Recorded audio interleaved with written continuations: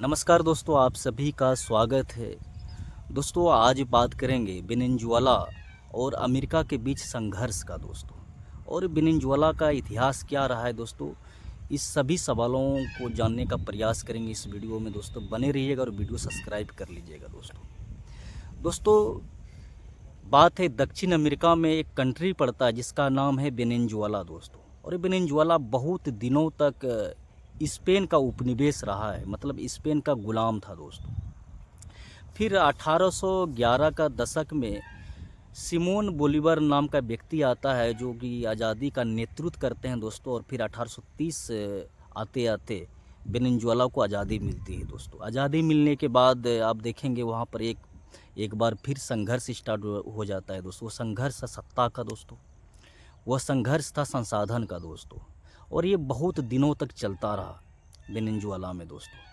और फिर आप देखेंगे दोस्तों, जब 20वीं सदी आता है तो 20वीं सदी में 1920 के आसपास पूरी दुनिया में तेल का खोज प्रारंभ होता है दोस्तों। और उसी क्रम में आप देखेंगे दोस्तों, दुनिया का सबसे बड़ा तेल का भंडार वेनेजुएला में मिलता है दोस्तों।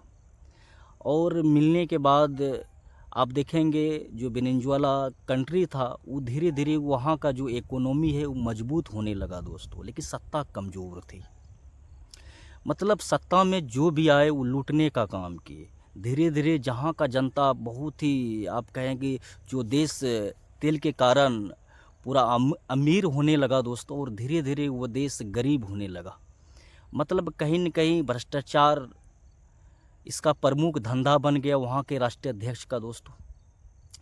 और भूखमरी ये सब बढ़ने लगा वेनेजुएला में दोस्तों। फिर आप देखेंगे दोस्तों 1999 में हार्गोस चावेज नाम का एक व्यक्ति आता है जो कि आप कहें समाजवादी विचारधारा को लेकर आता है दोस्तों। और फिर वहाँ पर एक बयान जारी करता है कि जो वेनेजुएला का जो तेल है वेनेजुएला की जनता की है, ना कि अमेरिका का है। और फिर यही बयान के बाद अब देखेंगे दोस्तों अमेरिका और वेनेजुएला के बीच खटास बढ़ता गया। क्योंकि दोस्तों मूल कारण क्या है? मूल कारण है तेल दोस्तों। और ये तेल अमेरिका को नहीं बेचता है वेनेजुएला, ये तेल जो है बेचता है रसिया को, चाइना को एक्सपोर्ट करता है सबसे कम दाम पे दोस्तों। और 2013 में जब निकोलस मादुरो वहाँ के राष्ट्रपति बनते हैं दोस्तों वेनेजुएला का, बनने के बाद इसके खिलाफ भी अमेरिकी बयान जारी करते हैं कि चुनाव निष्पक्ष तरीके से नहीं हुआ, चुनाव में जो है विपक्ष को दबाया गया, निकोलस मादुरो जो है ड्रग्स का तस्करी करता है। इसके बाद अब 2-3 दिन पहले की घटना है दोस्तों, आप देखेंगे कि अमेरिकी फोर्स के द्वारा वहाँ पर एक ऑपरेशन चलाया जाता है। और दूसरे विश्व युद्ध के बाद किसी दूसरे देश में जाकर, मतलब वेनेजुएला के राजधानी कराकस में जाकर वहाँ के राष्ट्रपति और उसकी पत्नी को उसके बेडरूम से उठा लेना, ये बहुत बड़ी बात है दोस्तों।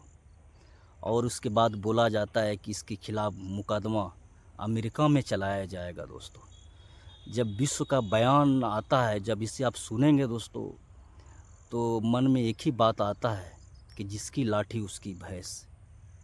जिसके पास ताकत है, जिसका इकोनॉमी मजबूत है, जिसका आर्मी बहुत ही मजबूत है, वही सत्ता चला रहा है पूरा विश्व का दोस्तों।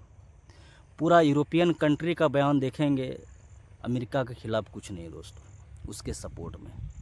अब उम्मीद की जा रही थी रसिया और चाइना, ये भी वैसा ही निकला दोस्तों। ऐसा कोई भी बयान जारी नहीं किया जो कि अमेरिका को कुछ लगे।